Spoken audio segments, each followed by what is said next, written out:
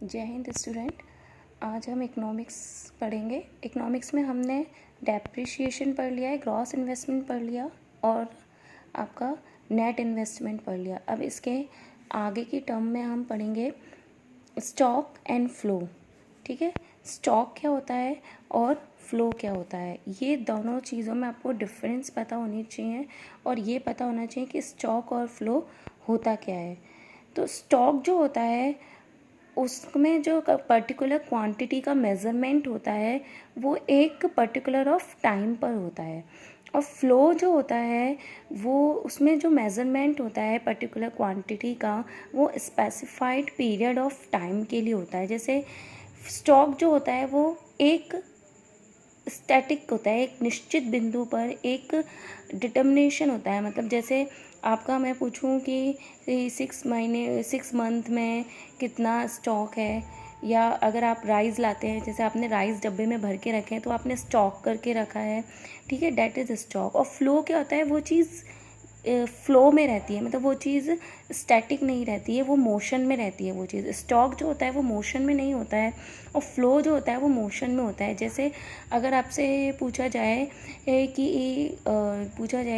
एक कार है वो 100 किलोमीटर पर आवर से चल रही है, दैट इज़ फ्लो। वो कार का क्या है, फ्लो है। लेकिन अगर ये पूछा जाए कि मुंबई से दिल्ली का डिस्टेंस कितना है, तो वो जो डिस्टेंस होगा वो जो होगा वो पर्टिकुलर डिस्टेंस होगा, वो फ्लो में नहीं होगा, तो वो स्टॉक होगा।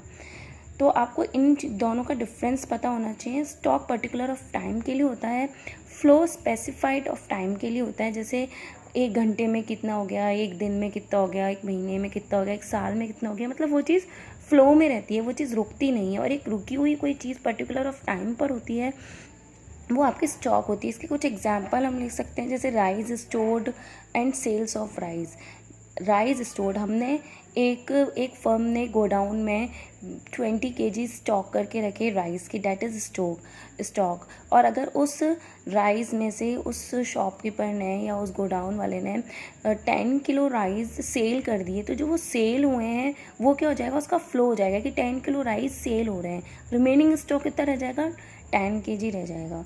ठीक है, ऐसे ही अगर हम पर्टिकुलर पॉपुलेशन पूछे किसी कंट्री की, तो वो क्या होगी, स्टॉक। लेकिन अब उसमें पॉपुलेशन में आपके बर्थ रेट आ गई, डेथ रेट आ गई, या हम पूछे कि कितने लोग एजुकेशन है, वो सब चीज़ें किस में आएगी, आपकी फ़्लो में आएगी। तो फ़्लो एक चलती हुई चीज़ होती है और स्टॉक एक रुकी हुई चीज़ होती है। ठीक है, ये डिफरेंस होता है आपका स्टॉक और फ्लो में। अब आता है आपका 4th sector of the economy.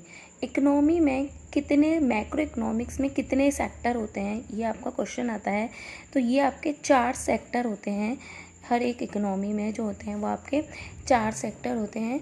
सबसे पहला आता है आपका house hold sector. House hold sector में क्या आते हैं, आपके कंज्यूमर्स आते हैं।